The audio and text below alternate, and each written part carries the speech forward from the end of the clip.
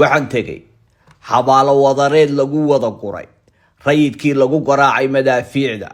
xabaalaha waxa wada hurdaa inta badan shacab duqaymuhu ugu tageen guryahooda iyo kuwa hubka waaweyn ee magaalada ku soo dhacaya uu ka gurtay shaariciyada magaalada.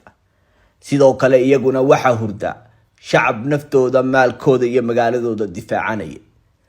qabuurahan meeytida cagafta lagu aasay oo tiro ahaan 10 kor u dhaafay ku dhawaad dadka ku aasan tirooyinkooda farqi weyn baa u dhaxeeya oo xabaal kasta oo wadar loogu hoyday midbatii ay ka dambeysay waa ka tiro badanta.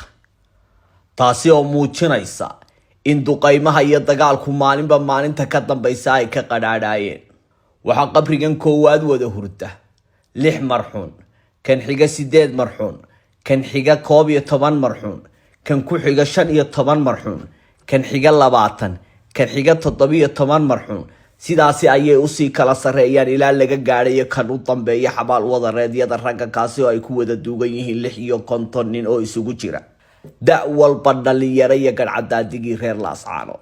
waxaan tegey xabaalo wadareed iyaguna dumar ah oo 2 ka kooban kuwaasoo ay ku wada aasan yihiin 13 dumar ah